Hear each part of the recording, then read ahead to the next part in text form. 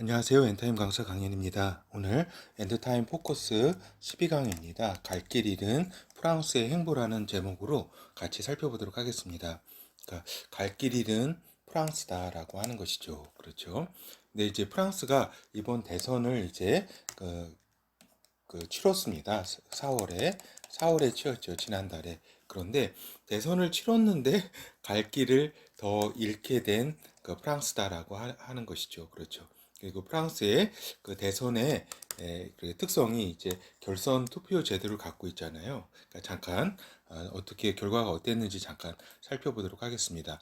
이제 프랑스 이제 대통령 선거는 이제 22년도 4월에 있었죠. 그래서 1차 이제 4월 10일에 있었고 그 다음에 결선은 4월 24일에 있었다. 그래서 1차에서는 이렇게 그 마크롱 후보가 이렇게 이겼지만은 27.85%를 이렇게 되었다. 근데 이제 과반이 넘어야 되기 때문에 국민연합의 이제 르팽과 이제 다시 한번 2위였던 르팽하고 다시 한번 결선을 치르게 되었다. 근데 그 결선 결과 58.54%가 이제 마크롱이 이제 결과가 나왔고 41.46%라고 하는 엄청난 그 숫자의 가 이제 그 국민연합 르팽 후보가 이렇게 표를 받게 되었다라고 하는 겁니다. 그러니까 물론 투표에서는 졌지만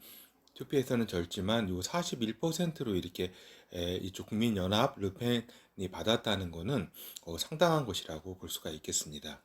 근데 이제 당선인 마크롱이라고 할 수가 있겠죠. 근데 프랑스 선거는 이렇게 결선 투표가 이렇게 되었기 때문에 그 한 가지는 그 리더십을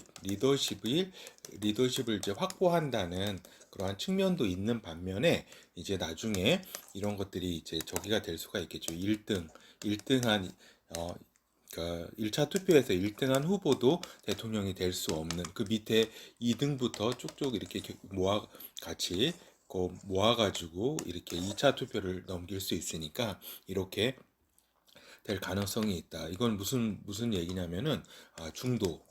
그러니까 이렇게 확실한 아까 르펜처럼 이렇게 확실한 어떤 주의 주장을 하는 이러한 어떤 그룹이 정권을 잡기는 힘든 것이 프랑스 결선 투표 제도라고 하는 겁니다. 이번에는 상당히 표를 많이 얻긴 했지만 결과적으로 이러한 결선 투표 제도가 중도를 지향하는 어떤 층의 어떤 표를 모아주게 된다라고 하는 겁니다. 그래서 강력한 리더십을 형성하기는 어렵다라고 하는 거죠. 옛날에 이렇게 드골이라든가 이러한 시절에 그러한 강력한 대통령이 되기는 힘들다라고 하는 거죠. 하여튼 간략하게 이렇게 프랑스 대선에 대해서 잠깐 살펴봤습니다. 이제 본어에 이제 보도록 하겠습니다. 이제 본어는 이제 확실한 유럽의 분열이 보일 때 그때가 지금이다라고 하는 겁니다. 지금 어떤 분열의 양상이 있는 건 아니죠. 왜냐면은 다 러시아에 대해서 이제 나토도 상당히 뭐 이렇게 핀란드나 스웨덴이나 이렇게 가입 신청도 하고 이렇게 커지는 듯 보이기 때문에 그 유럽의 분열이 아닌 유럽의 확장으로 이렇게 보는 측면도 있지만 결과적으로 어떤 조직이 더 넓게 이렇게 확장되고 한다는 것은 그 내부적으로는 그 어떤 리더십 자체가 이렇게 응집되지 않고 이렇게 분열된다라고 하는 것을 이렇게 어떤 조직학적으로 볼 때 그러하다라고 하는 겁니다. 그래서 기존의 판을 흔들어 놓은 우크라이나 전쟁이다라고 하는 겁니다. 유럽의 한 동쪽 끝에서 이루어진 그 사건이지만 유럽 전체에 이제 지진파를 일으킨 그러한 사건이었다. 마치 여기 빙판이라고 한다면 빙판 여기가 한번 여기 돌을 딱 떨어뜨리면서 지지직 이렇게 갈라지는 그런 형상처럼 그렇게 되었다. 그건 뭐냐면 아니, 러시아의 실체에 너무나 당황한 유럽이 되었다라고 하는 겁니다. 러시아가 나토 전체가 다 여기 유럽 전체가 버거워서 유럽이라는 아니 미국이라는 나라를 이렇게 그 등에 업어야 이렇게 러시아를 이렇게 막을 수 있다고 이렇게 이런 상황이었는데 이거 러시아가 여기 우크라이나에서 승리하건 어떠하건 어떠하든지 간에 러시아의 실체는 이제 드러났기 때문에 오히려 당황한 것이 유럽이다라고 하는 겁니다. 그리고 유럽에는 또 강력한 지진파를 그러니까 저기잖아요. 한 번 이렇게 지진파가 한 번 있고 그 다음에 P파인가 그 다음에 S파인가 이렇게 오잖아요. 그래서 뒤에 오는 그 파가 뭐냐면은 독일의 재무장이라고 하는 겁니다. 그러니까 독일이 재무장 될 때에 가져올 유럽의 미래에 대해서 사실 그 잠재적으로 아직까지는 러시아가 주적이기 때문에 그러한 것을 신경을 못 쓰지만은 저기죠. 그 러시아의 그러니까 그 뭐야 그 독일에 대한 잠재적 두려움이 그 유럽 시민 사이에 있을 수밖에 없는 것이다라고 하는 겁니다. 물론 동유럽 같은 경우는 이제 독일에 이렇게 붙고자 하겠지만 기존의 여러 가지 남유럽이나 북부 유럽이 독일에 대해서 상당한 긴장감을 갖게 되는 것이다라고 하는 겁니다. 그리고 지금까지 이제 미국에게 이제 안보를 받고 유럽은 미국에게 안보를 받고 이제 기축 통화 그런 권리를 준 거죠. 그러니까 너가 세계 경찰 역할을 해라. 그리고 이제 너가 그 화폐 기축 통화권을 너가 가지고 있어서 너가 우리가 그러니까 세계가 그러니까 유럽이죠 사실은 유럽이 미국에게 기축 통화권 그것을 주고 그 다음에 안보를 지금까지는 받아왔던 그 주고받는 상황이었다. 물론 그 중간에 유로화로 도전하려 했지만 안 됐다라고 하는 겁니다. 이거는 어떻게 보면은 어쩔 수 없는 측면도 있었고 또 하나는 유럽의 뭐라고 할까요? 유럽의 무임승차적 측면이 있었다 것도 사실이다라고 하는 것입니다. 그래서 이러한 기존의 틀에 있어서는 프랑스는 오늘의 그 주제 프랑스는 영국과 이제 어느 정도 유럽의 쌍두마차로서 기본 가오는 잡고 있었다라고 하는 겁니다. 그래서 그러니까 지금까지는 이제 영국하고 이제 쌍두마차로 기본 가오를 잡는 그러니까 실질적으로는 미국의 도움을 이렇게 무임승차하고 있지만 그래도 가오를 잡고 있었던 프랑스였다라고 하는 겁니다. 그런데 영국도 유럽 연합에서 탈퇴하고 그렇죠. 16년에 탈퇴를 이렇게 하고 그 결의를 하고 또 이제 그 독일이 경제뿐만 아니라 그 다음에 군사 외교적으로도 이제 부상하게 되는 지금의 상황 속에서 프랑스의 위치가 유럽에서 애매해진 그러한 측면이 있다라고 하는 겁니다. 지금까지 독일은 이제 경제에만 신경을 썼기 때문에 이번 우크라이나 사태가 또 하나 드러냈던 게 뭐냐면 그 소련 붕괴 이후에 그 독일의 그 무장 수준이 그 군사 이제 국방 무장 수준이 너무나 형편없는 상태로 되었다는 것에 대해서 굉장히 많이 놀랍죠. 그러니까 미국의 어떤 모든 걸 다 의존하는 그러나 이제 경제뿐만 아니라 군사 외교적으로도 이제 독일이 부상하게 되면 프랑스의 위치가 유럽에서 말년병장의 느낌이 난다라고 하는 겁니다. 그렇죠. 그러니까 독일이 이제 저기죠. 이제 그 상병 전체를 다 호령하는 상병 내지는 그 초임병장의 파워를 가지고 있고 말년병장 뭐예요?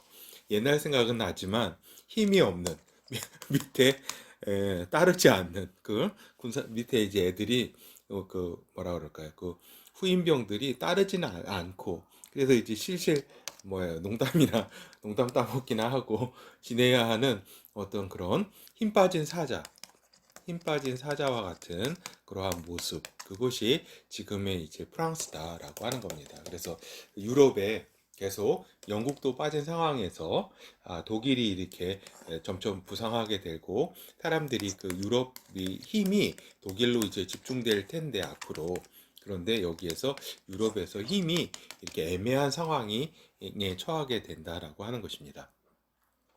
그렇기 때문에 이제 그 프랑스는 이제 어때요? 지중해로 눈을 돌리게 되는 그런 상황에 있게 되게 되는 거다라고 하는 것이죠. 그래서 프랑스가 사르코지 대통령 때 지중해 연합이라는 기구를 추진했다라고 하는 겁니다. 그렇죠.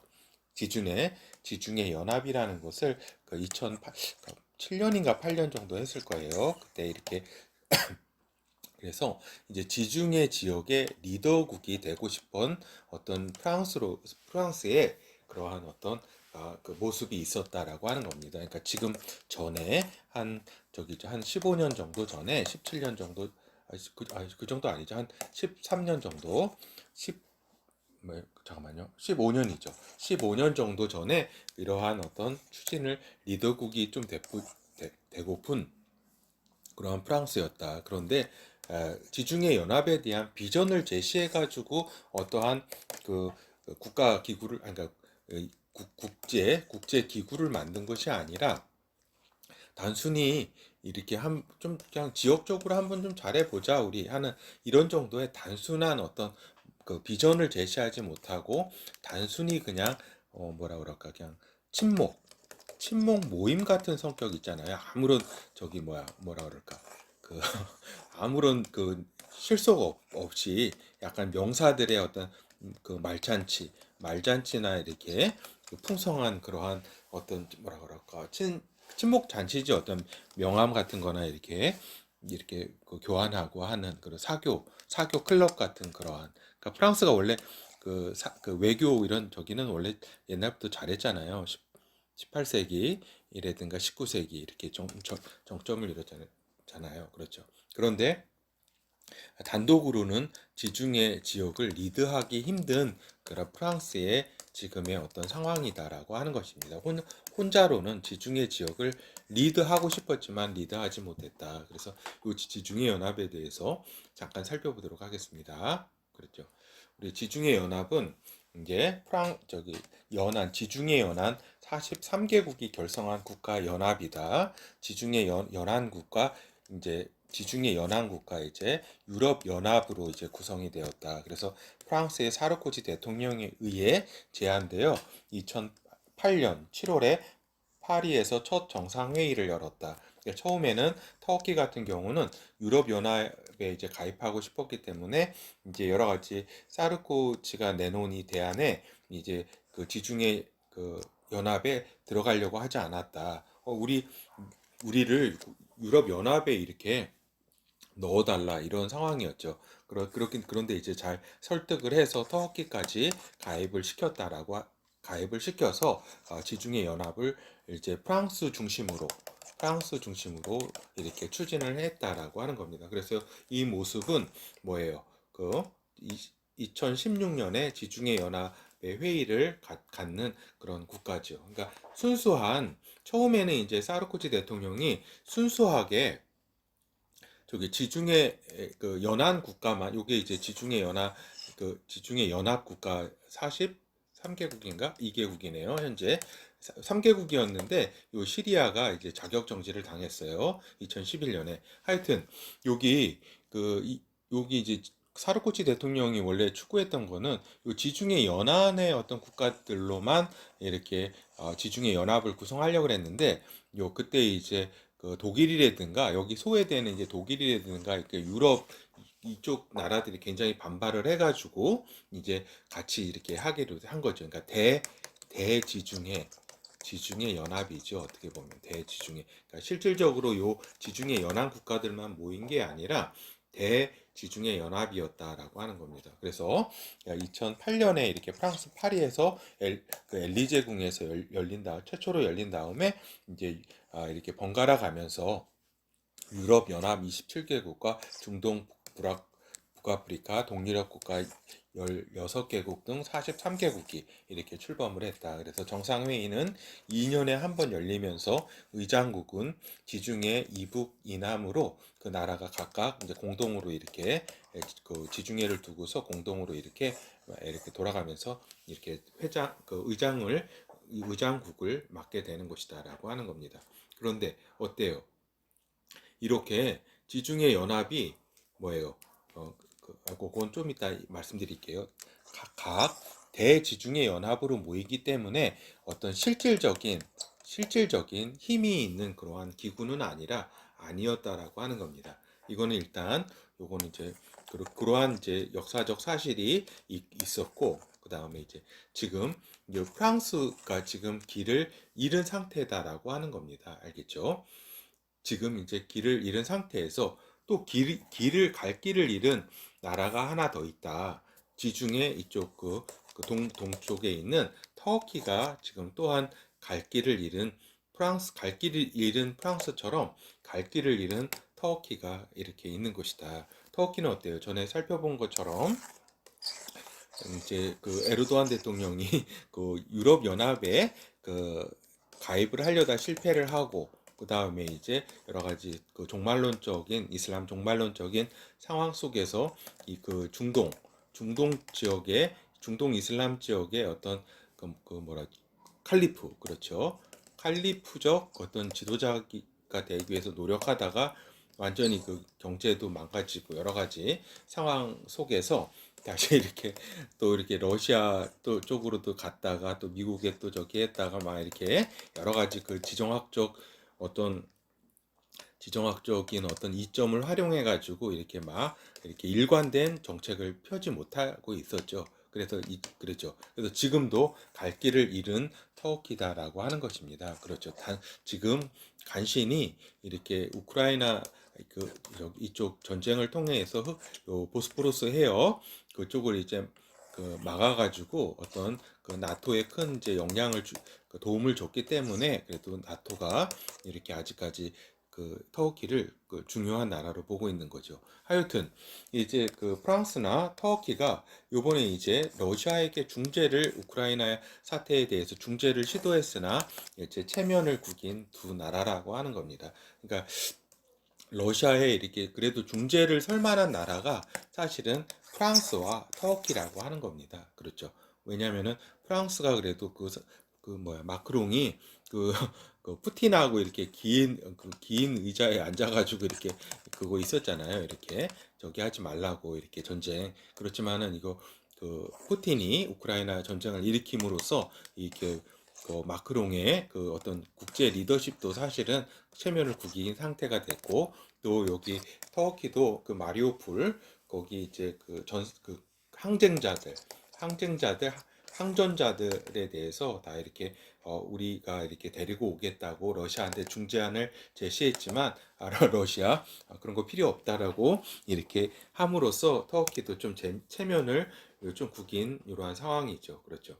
그래서 이렇게 지금 지중해 지역의 두 핵심 국가가 각각 갈 길을 잃고 헤매고 있다는 것이 지금의 상황이다라고 하는 겁니다. 그러니까 프랑스는 이제 유럽에 있어서 기존의 어떤 어떤 기득권 같은 게 이제 점점 약해지는 상황이고, 또 터키 같은 경우도 이제 중동 지역에서 또 이쪽 서방에서도 신뢰를 받지 못하고, 또 중동 지역에서도 이렇게 패권을 장악하지 못하고 이런 상황이 되었다라고 하는 거죠. 그렇죠. 그래서 프랑스와 터키가 상당히 애매한 상태로 갈 길을 잃은 상태로 있다. 그것이 함의하는 것은 무엇인가? 라고 우리가 이제 결어해서 살펴보도록 하겠습니다. 또한 한 나라가 길을 잃고 헤매고 있다. 매자가 요 매자일 거예요. 그죠? 헤매고 있다. 뭐냐면 이제 이탈리아. 그렇죠. 이탈리아 나라가 이제 헤매고 있는 것이다. 뭐냐면 그 전에는 러시아를 통해서 에너지 의존도가 유럽에서 아마 가장 높을 거예요. 상당히. 그리고 이제 중국 자금을 이렇게 받아들여 가지고 여러 가지 경제적 어려움을 이렇게 타개하려고 했었죠. 그러나 이제 코로나 사태로 인해 가지고 중국에 대한 반중 감정이 너무나 높아짐에 따라 가지고 이제 이러한 저기도 이제 중국 자본을 통해서 뭐 국가의 어떤 앞날을 기획하고자 했던 이때 이탈리아도 이제 갈 돌파구가 없는 그런 상황에 몰리게 되었다라고 하는 것입니다.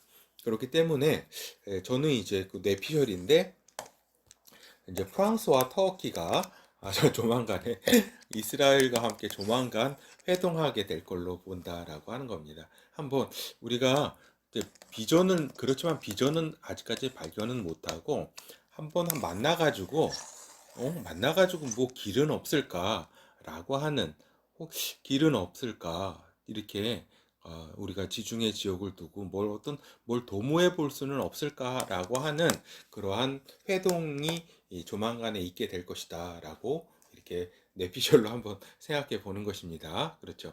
그래서 이제 그 결어를 이렇게 말씀드리면 길을 잃고 헤매고 있다라는 것이 그렇죠. 그 당장에는 지금의 현실이지만 이곳이 마지막 때를 앞둔 그러한 상황 속에서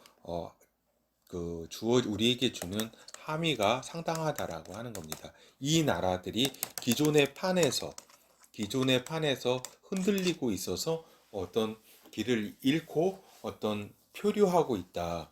그리고 이 나라들이 유럽의 개편이 가속화되는 상황 속에서 새로운 합종 연행의 가능성을 타진하게 될 것을 의미하기 때문이다라는 것이고, 이제 미국, 러시아 세력이 약화되는 중동의 상황, 그러니까 중동 지역도 이제 미국과 러시아의 세력이 이제 약화되는 지금의 상황이다. 그러니까 미국이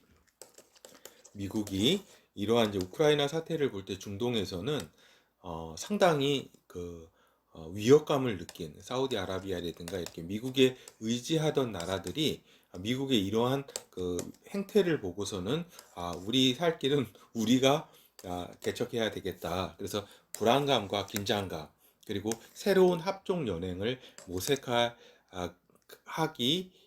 시작했다라고 하는 겁니다. 그렇기 때문에 사우디와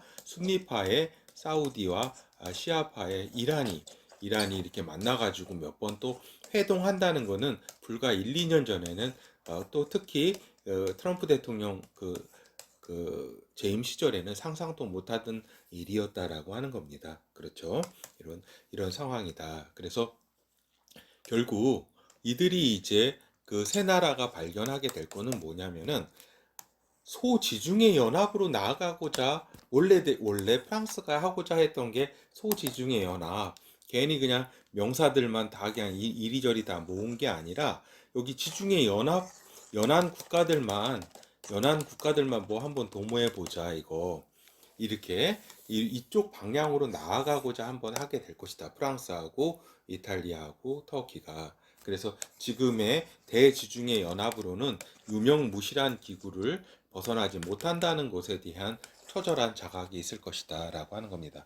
그렇다고 해서 이들이 어떤 로마 제국의 그 비전이라 그럴까 새롭게 후 로마 제국을 우리가 건설해야 되겠다는 이러한 비전까지는 아직까지 단기간에 발견은 못하게 될 것이다. 그러나 이제 일단 소지중해 연합으로 나가고자 하는 그러한 데는 요 세 나라가 일치를 보일 그 시점이 그렇게 멀리 있지 않다라고 하는 겁니다. 그래서 길을 잃고 헤매는 요 세 나라가 소지중해 연합이라고 하는 컨셉으로서 다시 모이게 될 거라는 것을 우리가 엔타임 센터는 예측한다라고 하는 겁니다. 예, 감사합니다.